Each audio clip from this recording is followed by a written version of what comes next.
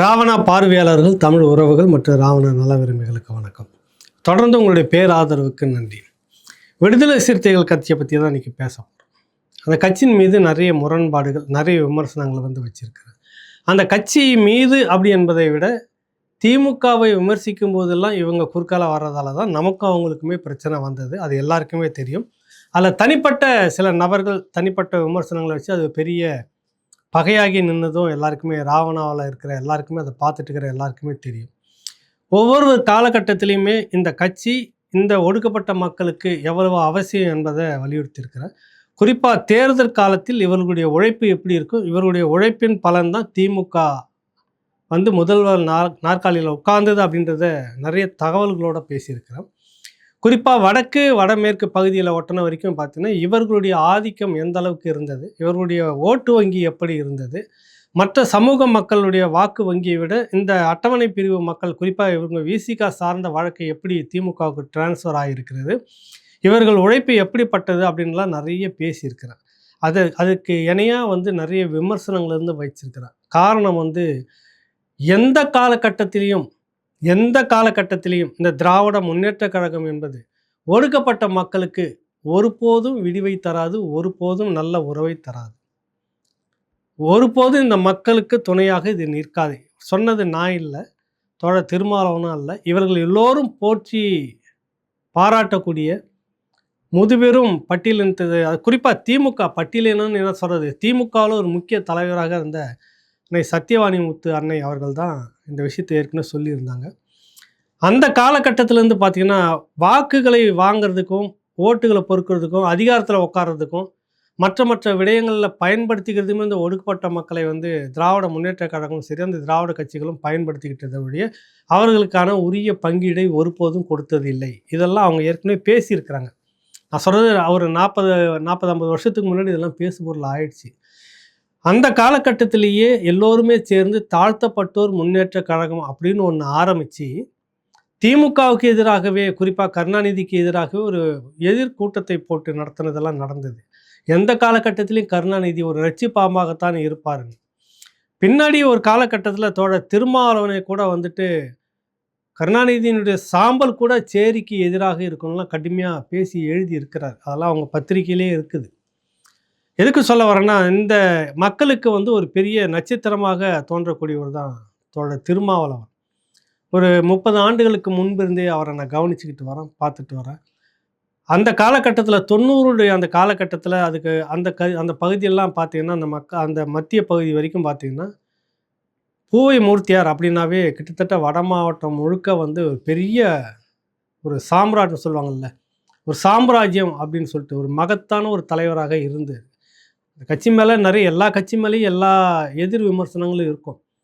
அதை தாண்டி அது ஒரு பெரிய அந்த மக்களுக்கு நம்பிக்கை தலைவனாக இருந்தது பூவை மூர்த்தியார் அவர்கள்.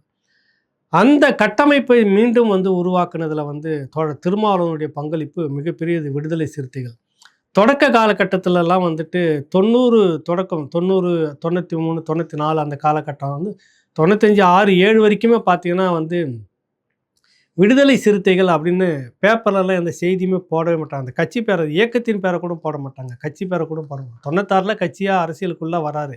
மூப்பனார் அவர்களோடு சேர்ந்து தான் அரசியலுக்குள்ளே, தேர்தல் அரசியலுக்குள்ளே வராரு. அதுக்கு முந்தின காலகட்டத்திலலாம் எந்த செய்தி நாளேடுகளும் அப்போல்லாம் அச்சு ஊடகம் தான் அதிகம், பேரை கூட போட மாட்டாங்க. அது ஏதோ ஒரு அன்டச்சபிள் கட்சி அப்படின்ற மாதிரி. அதை தவிர எங்கே பார்த்தாலும் திடீர்னு ஒரு போராட்டம் மிகப்பெரிய அளவில் வெடிச்சிக்கிட்டு இருக்கும். ஏதாவது ஒன்று பண்ணிகிட்டு இருப்பாங்க. அவங்க இங்கே எரியுது, அங்கே அடிக்கிறாங்க, அங்கே தாக்குறாங்க, இங்கே எதிர் தாக்குதல், இப்படிலாம் ஓடிட்டுருக்கிற அந்த காலகட்டம் பேர் அப்படி இருக்கும். ஐயா அவர்களா அப்படின்றாங்க. அப்படிப்பட்ட ஒரு நிலையிலிருந்து தேர்தல் அரசியலுக்குள்ளே 96 இருந்துட்டு அது பெரிய ஒரு கட்சியாக வளரும்போது என்னன்னா, அது பிரியறதுக்கான சிக்கல் வரும், உடையிறதுக்கான சிக்கல் வரும். எல்லா கட்சிகளுமே அதை சந்தித்து வந்திருக்குது ஒரு காலகட்டத்திலையும். அதற்காக அந்த கட்சியிலேருந்து ஒருத்தர் விலகி போயிட்டாங்கன்னா அந்த கட்சி உடஞ்சிருச்சு, ரெண்டாக உடஞ்சிருச்சு அப்படி இல்லை. அந்த கட்சி இருக்கும், அந்த கட்சி தான் அந்த தலைவர் தான் அப்படின்னு. திமுகவை எடுத்துக்கிட்டீங்கன்னாக்கா, திமுக எம்ஜிஆர் அவர்கள் பிரிஞ்சு போனப்போ அது அண்ணா திமுகன்னு வந்தப்போ திமுக அழிஞ்சு போகலை, இருந்தது. என்ன ஒன்று, எம்ஜிஆர் அதிகாரத்தில் எம்ஜிஆர் உயிரோடு இருக்கிற வரைக்கும் திமுகவில் அதிகாரத்துக்கு வர முடியல. அப்புறம் செல்வி ஜெயலலிதா அவர்கள் வந்தப்போ அவங்க ஒரு பிளவெல்லாம் சந்தித்தாங்க. அவங்களுக்கு எதிராக ஒரு அணிலாம் பிரிஞ்சு நாங்கள் தான் கட்சி அப்படின்லாம் செல்வி ஜெயலலிதாவுக்கு எதிராக ஐவர் அணி அப்படின்னு சொல்லிட்டு எல்லாம் உட்காந்தாங்க. திருநாவுக்கரசு, எஸ்டிஎஸ்ன்னு மற்றவங்க எல்லாருமே. இப்படி அது ஒரு பெரிய பிளவு வந்தது, சிக்கல் வந்தது.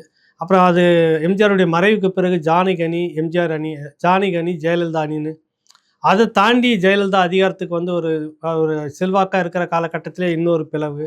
ஆனாலும் அந்த கட்சி அந்த கட்சியாக தான் இருந்தது. இந்த மாதிரி கட்சியில் இருந்து விலகி போகிறாங்க, உடஞ்சி போகிறாங்கன்னா அந்த கட்சி அதோட உடஞ்சிடாது.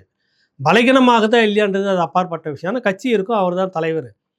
அப்படி விடுதலை சிறுத்தைகள் கட்சியை வந்து பார்த்தீங்கன்னா, அதை உடைக்கிறதுக்கு பல சந்தர்ப்பத்தில் பல முயற்சிகள் நடந்தது. அதிமுக, திமுக கூட்டணியில் இருக்கிற வரைக்கும் தூக்கி கொண்டாடுவாங்க. ஒரு முரண்பாடு வருதுனாக்கா, சரி இவனை உடச்சி விட்டால் தான் சரி வருவான் அப்படின்னு நிறைய கட்சிகள் கண் எதிர்க்க தேமுதிக உடஞ்சதெல்லாம் நாங்கள் பார்த்தோம். கண் எதிர்க்க பாட்டாளி மக்கள் கட்சி ஒரு கட்டத்தில் ஒரு சரிவை சந்தித்தது. அதில் இருந்த அந்த கட்சியினுடைய முக்கியமான நிர்வாகிகளும் ஒவ்வொருத்தராக சட்டமன்ற உறுப்பினர்கள் அதிமுக பக்கம் இழுத்துக்கிட்டே இருந்தாங்க. அது செய்தியாக போட்ட குறைக்கு வந்து நான் ஏதோ வச்சு செய்கிறேன் பாட்டாளி மக்கள் கட்சி அப்படின்னு என்ன வச்சு செஞ்சதெல்லாம் நடந்தது. அது குமுதத்தில் இருக்கிற பெரிய வரலாறு அது.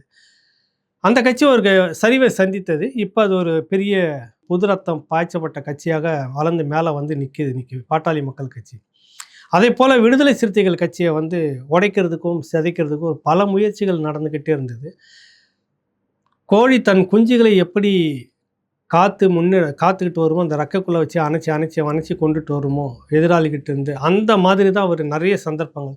அதற்காக நிறைய நெளிவு சுழிவுகள், அதற்காக நிறைய விட்டு கொடுப்பு, நிறைய சமரசம், அதை ஒட்டி நிறைய விமர்சனங்களை தாங்கினதும் இவர் தான். அதிகமான விமர்சனம் நானே கடுமையாக விமர்சனம் பண்ணியிருக்கிறேன் விடுதலை சிறுத்தைகளை.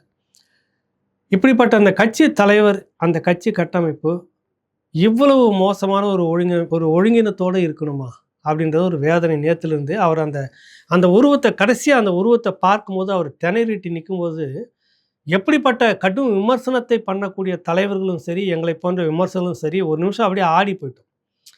என்னடா இவ்வளோ கூட்டம் இருக்குது, ஒரு தலைவனை வந்து எப்படி கண்ணெதிர்க்க நம்ம இருக்கிறார் ஒரு தலைவனை எப்படி பார்த்துக்கணும்னு கூட தெரியாமல், நான் பார்த்த அந்த முக்கிய நபர்கள் 2ஆம் கட்ட தலைவர்கள்னு சொல்லிட்டு இருக்கிற அந்த தலைவர்கள் யாரும் அந்த நிமிஷத்தில் இல்லை. பின்னாடி வந்து எல்லாம் அரவணைச்சி வெளியில் கொண்டு வந்திருக்கலாம், அது வேற விஷயம். அவர் வந்து நுழைஞ்சதுலேருந்து ஒரு ஒழுங்கு இல்லை, ஒரு கட்டமைப்பு, ஒரு கட்டுப்பாடு இல்லை. பொதுவாக எல்லா நிகழ்ச்சிகளிலும் பார்த்தீங்கன்னா கூட அந்தந்த இந்தந்த பொறுப்பு இந்தந்த இவர்கள் அப்படின்னு போட்டு அந்த மேடைன்றது ஒரு சுதந்திரமாக வைப்பாங்க. அது எப்படிப்பட்ட என்ன உங்களுக்கு எம்ஜிஆருக்கு ஏறாத மேடை கூட்டமாக இருக்குது. இல்லை கருணாநிதி அவர்கள் போகிறப்ப வந்து அந்த கூட்டம் வந்து கருணாநிதினு சொன்ன வேறு இது வேறு ஒம்புக்கு சண்டைக்கு வந்து சட்டமன்றத்திலே சண்டைக்கு போன கோஷ்டி எப்படி கருணாநிதினு சொல்ல போகலான்னு. கருணாநிதினு தான் சொல்ல முடியும். கலைஞர்ன்றது ஒரு மதிப்புக்குரிய பெயராக வச்சுட்டு இருப்பாங்க, அது வேறு விஷயம். அவருக்கும் கூட்டம் அடித்து அலை மோதிக்கிட்டு மாதிரி நிறைய நடந்துக்கிட்டு இருக்கு, நிறைய தலைவர்களுக்கும் நடந்திருக்குது. ஆனால் இது வந்து பாசம் இருக்கலாம், புரியுதில்ல, அதுக்காக இவ்வளோ மோசமாக இருக்கக்கூடாது. வந்ததிலிருந்து ஒரு நிகழ்ச்சியை வந்து தமிழ்த்தாய் வாழ்த்து பாடல், தமிழ்த்தாய் வாழ்த்து பாடல்னு சொல்கிறாங்க. ஒரு செகண்ட் வந்து போயிடுச்சு, பாட்டே தமிழ்த்தாய் வாழ்த்து பாட்டே பாடல் முடியும் போது தேசிய கீதம் பாடினார். அதில் உடன்பாடு இருக்குதா இல்லையா அது அப்பாற்பட்டது. இடையில் அவர் என்ன சொல்ல வராரு அது எதுவுமே நடக்கலை. பாட்டு கச்சேரி அதுவும் ஒழுங்காக நடந்து முடிக்கலை. மூக்குத்தி முருகன் கொண்டு வந்தாங்க, அவரையும் பாட விட்டாங்களா, அதுவும் கிடையாது. நிகழ்ச்சி தொகுத்து வழங்கக்கூடியவர்கள் ஒழுங்காக பண்ண முடிஞ்சுதா அந்த நிகழ்ச்சியை அப்படின்னா அந்த சகோதரியாலையும் பண்ண முடியல. அந்த மேடையில் இன்னார் தான் இருக்கணும், மீதி எப்படிப்பட்டவர்களாக இருந்தாலும் அடுத்த கட்டம்னு இருக்கணும், இப்படி தான் வச்சுருக்கணும் பொதுவாக அப்படின்னு. ஆனால் இங்கே எல்லோருமே தலைவர்கள், எல்லோருமே சீமானனுடைய ஒரு அங்கம் அப்படின்ற மாதிரி. அது ஒரு பாசத்தினுடைய பிணைப்பு எடுத்துக்கலாம், இல்லைன்னு நான் மறுக்கலை. ஆனால் அது வந்து இப்படி போட்டு நெருக்கி இப்படி பண்ணிடக்கூடாது. ஏதோ ஒன்று நடந்திருந்ததுன்னா தெரிஞ்சோ தெரியாமலோ இந்த இனத்துக்கு ஒரு பெரிய அடையாளம், இந்த இனத்துக்கு மிகப்பெரிய ஒரு ஐகான். அந்த பேரை சொல்லியே நிறைய பஞ்சாயத்து முடித்த கோஷ்டி, நல்லா இருக்கிற கோஷ்டியில் அந்த பேரே பல பேரை வாழ்ச்சிட்டு போயிருக்குது. அப்படிப்பட்ட ஒரு மனிதரை நீங்கள் உங்கள் கட்சி தான், உங்கள் தலைவர் தான், இல்லைன்னு சொல்லலை, ஓடிட போகிறதில்ல, இங்கே தான் இருக்க போகிறாரு. நினச்சா நீ வந்து எல்லா இடத்துலையும் பார்த்துக்கிட்டு இருக்கலாம். நான் அவரை சந்தித்து கிட்டத்தட்ட ஒரு 5-6 வருஷத்துக்கு முன்னாடி கடைசியாக ஒரு புத்தக ரவிச்சந்திரன் தான் இராப்போ ரவிச்சந்திரனுடைய புத்தகத்துக்கு அணிந்துரை வாங்கிறதுக்கு போயிருந்தப்போ தான் சரி இனி இந்த இடத்துக்கு வரவே கூடாது அப்படின்னு முடிவு, எந்த காலத்துலையும் சந்திக்கக்கூடாதுன்னு முடிவு பண்ணிட்டே வந்துட்டேன். அங்கேயே வந்து பார்த்தீங்கன்னா இந்த நிற்கிறேன் இல்லை தோழர், இந்த அதாவது இந்த பாத்ரூமில் மட்டும்தான் நான் தனியாக இருக்கிறேன்றது சொல்ல வராரு. துண்டை கட்டிக்கிட்டு வெளியே வராரு, அங்கே வந்து நிற்கிறான் அந்த பாத்ரூமில். அதே ஒரு ரூமு, அதில் பாத்ரூம் இருக்குது, குளிச்சுட்டு வெளியே வராரு. அந்த ரூம் முழுக்க நிறைஞ்சிட்டு இருக்கிறாங்க. வரும்போதே வாசல்லே அங்கே நின்று டவலு, பூவு எல்லாம். பாசம் இருக்கலாம். அது எப்போ வேணாலும் நீங்க பார்த்துக்கலாம். ஒரு தனிமைன்றது இல்லாம எப்போ பாரு அடைச்சிக்கிட்டே இருந்து அவர் இப்படியே பண்ணிட்டு இருந்தா, இது என்ன போக்குன்னு தெரியல எனக்கு. ஒரு நட்பு, ஒரு அதீத ஒரு பாசம் இதெல்லாம் இருக்கணும். அதே நேரத்தில அந்த தலைவன் மேல ஒரு கண்ணா இருக்கணும். நேற்று நடந்த அந்த சம்பவம் அவர் எதையுமே பேச விடல. இந்த இந்த இந்த இந்த இந்த அரசியல் களத்தை எங்க கொண்டுட்டு போகணும், எப்படி நகர்த்தணுன்றத நேத்து பேசணும்னு நினைக்கிறாரு. அவருடைய பிறந்த நாள் அந்த நிகழ்ச்சியில் நடத்தணும்னு நினைக்கிறாரு. எது ஒண்ணையுமே பேச விடல. எது ஒண்ணையுமே பேச விடல. தீர்மானத்த படிக்கிறாரு. அதுவும் இப்படி இப்படி இப்படி நான் அலைஞ்சுகிட்டு இங்க நெரிக்கிறேன், இங்க மறிக்க பிடிச்சுன்னு இப்படி ஒரு கட்சி தீர்மானத்த ஒரு கட்சி தலைவர் வாசிக்கிறத அப்படி பார்க்க முடியுமா? இவரு தான் முழுக்க முழுக்க மைக்க புடிச்சுன்னு கத்திட்டு இருக்கிறாரு. அங்க போங்க, இங்க போங்க. அந்த தீப்பந்தம் எடுத்துக்கிட்டு போறாரு. அப்ப கூட வந்துட்டு அடுத்தவன தள்ளி விட்டு எல்லாம் இவரே பார்த்துக்கிறாரு. இவரே பார்த்து இந்த 2ஆம் கட்ட தலைவர்கள், அது பாதுகாப்பு டீமு யாருமே கட்டுப்படுத்த முடியாத அந்த கூட்டத்த. இல்ல கட்டுப்படாதவர்களா? ஒருங்கிணைப்புல எங்கேயோ குறை இருக்குது. திருப்பி திருப்பி இத சொன்னா என் மேல ஏறாதீங்க. ஒரு ஒருங்கிணைப்புல எங்கேயோ குறை இருக்குதுங்க. அங்க எல்லாருமே அந்த அந்த செகண்ட் கேடர் அது யாரு வந்து அவர் கூட நின்னு அதிகாரத்தை எடுத்துக்கிறது? அவர் பக்கத்துல நின்னு யாரு முகத்த காமிச்சுக்கிறது? கூட நின்னு எத்தனையோ நிகழ்ச்சி இருக்குது. எவ்வளோ இடம் இருக்குது. ஒவ்வொருத்தரும் மாறி மாறி ஒரு நாளைக்கு இருந்துக்குங்க. ஒரு நிகழ்ச்சியில இருந்துக்குங்க. ஒரு டீமா இருந்துக்குங்க. இது எப்படிப்பட்ட நிகழ்ச்சி? எத்தனை லட்சம் பேர் வரார்கள்? எவ்வளவு பேர் இத பார்த்துக்கிட்டு இருக்கிறாங்க? நேரடி ஒளிபரப்பு. அத்தனை ஊடகங்களும் பார்த்துக்கிட்டு இருக்குது. பிற சமூக மக்கள் பார்த்துக்கிட்டு இருக்கிறாங்க. இல்ல வந்து எதையுமே பேச விடலையே ஒரு தலைவரை நீங்க. ஏதோ ஒரு நோக்கத்த பேசுனதாரு இல்ல. உருப்படியா வந்து பேசுனது, எனக்கு அதில உடன்பாடு நிறைய. டிவிகே கூட இணைந்து இனி தேர்தல் இனிமே எல்லாமே டிவிகே கூட தான்னாரு. நான் வரவேற்கிறேன். அத உடனே டிவிகே கட்சிக்கு இவர் போயிட்டாரு. ஏற்கனவே ஒருத்தர் சொன்னாரு. நான் விஜயும் நானும் ஒண்ணா நிக்கிற மாரி படத்தெல்லாம் போட்டு பெட்டியும் வாங்கிட்டாரு. போய் கட்சியில சேர்ந்துட்டாருன்னு. இன்ன வரைக்கும் அந்த சேர்ந்த ஒரிஜினல் படம் எங்க இருக்குன்னு கேட்குறேன். கொடுக்க மாட்டேங்கிறாங்க யாருமே. நான் ஒரு வேளை விஜய் பார்க்குறப்ப மறந்து வந்துட்டேனோ என்னன்னு தெரியல. பெட்டியை விட்டுட்டு வந்தேனோ தெரியல. சரி அவரு ஒரிஜினலா வச்சுட்டு இருக்கிறவர்ட்ட கேட்டாக்கா அவர் கொண்டு வந்து குடுப்பாரு அப்படின்னு சொல்லிட்டு. டிவிகே கூட அவர் இணைந்து செயல்படுவது என்பது ஏன் வரவேற்கக்கூடியதுன்னா, இந்த திராவிட கட்சி இவர்களுடைய அந்த விடுதலை சிறுத்தைகளுடைய உழைப்பை, அந்த உழைப்புக்கு உண்டான அங்கீகாரத்தை குடுத்தாங்கன்னா இல்ல. எல்லாருக்கும் போல உனக்கு இந்த ஒரு அவ்வளோதான் முடிஞ்சு போச்சு. மந்திரி சபையில அதெல்லாம் பேசாத நீ அதுக்கெல்லாம் ஆசைப்படலாமா? வெளியவே நில்லு. அதுக்கெல்லாம் நீ ஆசைப்படக்கூடாது. இப்படியே நின்னுக்கோ. வாரியம் அதெல்லாம் கூட டம்மியா தான் எதனா குடுப்பாங்க. இப்படி தான் வச்சுட்டு இருந்தாங்க. அப்படி ரொம்ப நெருக்கடி எதனா வந்ததுன்னா தூக்கி தூர போட்டுட்டு, இவர்களுக்கு ஏதோ ஒண்ணு அங்கீகாரம் கிடைச்சா போதும், அறிவாலயம் வாசல்ல இருந்துகிட்டு, அத சொல்லி 4 இடத்துல பஞ்சாயத்து பண்ணா போதும்னு ஓட்டிட்டு இருந்த கோஷ்டி. நான் அதையும் சொல்லணும். அப்படிலாம் ஒண்ணும் இல்லாமலாம் இல்ல நீங்க. அது அப்படிதான் இருந்தீங்க. ஒரு உரிமையை கேட்குற இடத்துல உரிமையா அவரு பேசுவாரு. அடுத்த நிமிஷம் அவருக்கு ஒரு நெருக்கடி வரும். அப்புறம் வந்து முகத்த வந்து ஒரு மாரி வச்சுக்கிட்டு பேட்டி குடுப்பாரு. 4 நாள் கழிச்சு அப்படிலாம் இல்லன்னு சந்தோஷமா இருக்கும். அப்புறம் 2 நாள் கழிச்சு வந்தாக்கா, திரும்ப முகத்த இறுக்கமா வச்சுட்டு நெருக்கடி குடுத்தது திமுக அப்படின்லாம் அப்படியே நெறைய மாறி மாறி பேசிட்டு இருந்தார். அவ்வளோ சிக்கல்களை இந்த திராவிட கட்சிகளும் எதிர்கொண்டிருக்கிறார். வேற யாருன்னா இருந்தா இந்த அளவுக்கு கட்சிய காப்பாத்தி கொண்டு வந்திருக்க முடியும்னா, சத்தியமா முடிஞ்சிருக்காது. என்னைக்கே சின்ன பின்னமாக்கியிருக்க இந்த திராவிட கோஷ்டிங்க. இன்னைக்கு இந்த இடத்துல வந்து ஒரு இடத்துல கொண்டு சேர்த்தாச்சு. விஜய் என்கிற ஒரு கட்சியோடு வந்து இணைஞ்சி ஒரு அதிகார பங்கீட்டுக்கு வந்தாச்சு. இந்த கூட்டணிக்கு உண்டான அந்த அங்கீகாரம், கூட்டணி மந்திரி சபையில் ஒரு அங்கீகாரம், அதிகாரத்தில் ஒரு அங்கீகாரம், அதில் இந்த துறையை மட்டும்தான் அந்த கட்சிக்கு கொடுக்கணுமா அப்படின்ற கேள்விகள்லாம் அது அப்பாற்பட்டது. ஆனால் நான் மந்திரி பதவி கொடுத்துருக்குறாங்கல்ல, கூட்டணியில் இருக்கிறீங்க உங்களுக்கு ஒரு மந்திரி பதவி அப்படின்றது இதுக்கு முன்னாடி அந்த கட்சிகள் கொடுத்துருக்கிறதா? அதனால தான் சொல்கிறேன், எந்த காலகட்டத்திலையும் நான் அந்த அன்னை சத்யவாணி முத்து சொன்னதை தான் சொல்கிறேன். இந்த கோஷ்டிகளை எந்த காலகட்டத்திலையும் நம்பாத திராவிடத்தை கழுத்து அறுத்துரும், உங்களை சின்ன பண்ணமா செதற வச்சிரும், ஒரு ஒரு ஒரு பெரிய கட்டமைப்பாக இருக்கிற அந்த கட்சியை உடச்சி வெளியில் அனுப்பிச்சிரும். இப்போ எந்த இடத்துல வந்து நிற்கிறீங்க? ஒரு நல்ல இடத்துல வந்து நிற்கிறீங்க. கூட்டணி மந்திரி சபை, அடுத்து வர தேர்தலில் ஒரு அங்கீகாரம், இன்னும் கூடுதலான அங்கீகாரம், இன்னும் நிறைய விஷயங்கள் உங்களுக்கு கிடைக்க வாய்ப்பு இருக்கிறது. மேயர் எல்லாம் கிடைக்க வாய்ப்பு இருக்குது. ஒரு இடத்துக்கு வந்துட்டீங்க. அதிகாரத்தை பகிர்ந்து கொள்வது தான் சரியான ஜனநாயகம். அதுதான் கூட்டணி கட்சிகளுக்குள்ள இருக்கக்கூடிய ஒரு ஜனநாயகம். இது தான் திருமாவளவன் அவர்கள் பேசிக்கிட்டு வந்தார். இதை தான் கடந்த தேர்தலில் விஜய் அவர்களும் பேசினார். பேசினதுபடி ஒரு பங்கீடு கொடுத்துருக்கிறார். அதனால தான் சொல்கிறேன், இவர் எடுத்த இந்த முடிவு இது மட்டும்தான் எனக்கு சரியானதாக படுகிறது இத்தனை ஆண்டுகள் அப்படின்னு. இது ஒரு நல்ல முடிவை நோக்கி விடுதலை சிறுத்தைகள் நகர்ந்திருக்கிறது. பாராட்டுக்கள் இது. ஏன்னா அதிகாரத்தை தான் சுவைக்காமல் யாரோ அதிகாரத்தை சுவைக்கிறதுக்கு தான் வந்து கொடி பிடிச்சிட்டு கோஷம் போட்டுக்கிட்டு சிறைக்கு போயிட்டு பாடுபட்டுக்கிட்டு இருக்கக்கூடாது. பாடுபடுறோன்னா அதுக்கு உண்டான பலனும் நமக்கு இருக்கணும்.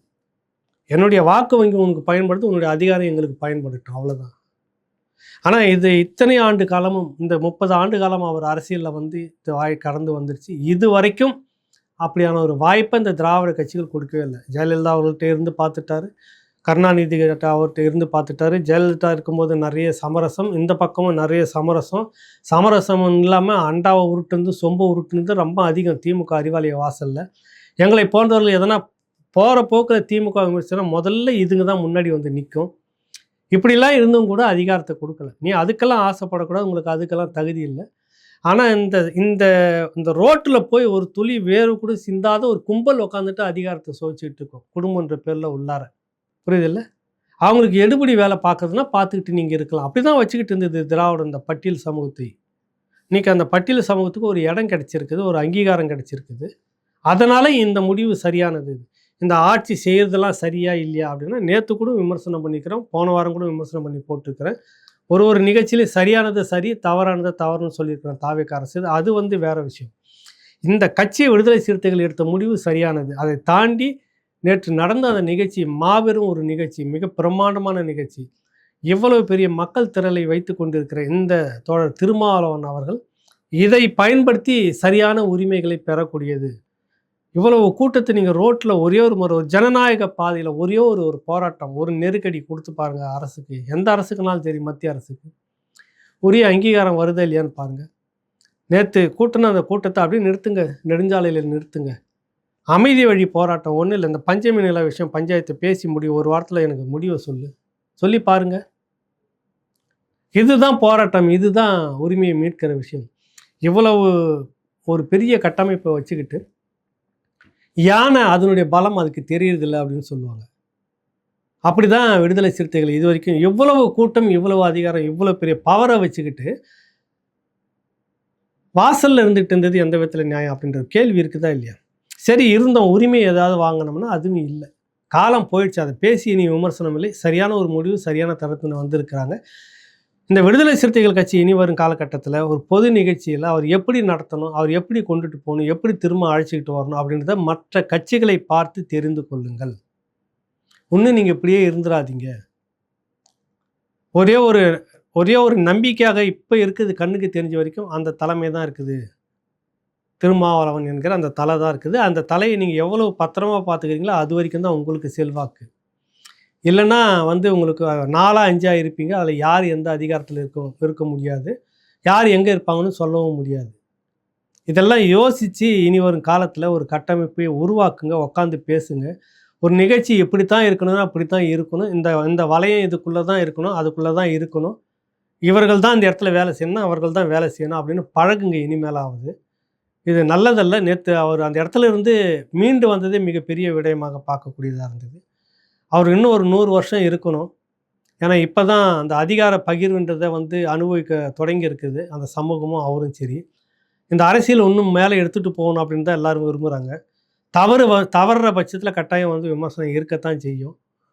அதுக்காக உடனே வந்து கம்பு சுற்றிட்டுலாம் வரக்கூடாது. அதையும் கவனத்தில் எடுத்துக்கிட்டு விடுதலை சிறுத்தைகள் பயணிக்கணும். கூட்டணி கட்சிக்குள்ளே வந்துட்டோம், அந்த கட்சியோட அனுசரிச்சுட்டு என்ன செய்யணும் அப்படின்றது உங்களுக்கு தான் தெரியும். எதை கேட்டு வாங்கணும் அப்படின்றது உங்களுக்கு தான் தெரியும். ஏன்னா நினச்ச உடனே பார்க்க முடியுது இப்போ உங்களால். நேற்று மாநாடு, இன்றைக்கி உடனே நன்றி சொல்ல வந்து சந்திக்கிறீங்க, எல்லாம் பார்க்குறீங்க. அப்படியே அந்த பழைய கோரிக்கைலாம் இருக்குல்ல, திமுகட்ட வச்ச கோரிக்கைலாம் அது என்ன ஆச்சுன்னு கொஞ்சம் திரும்ப இங்கே கேளுங்க.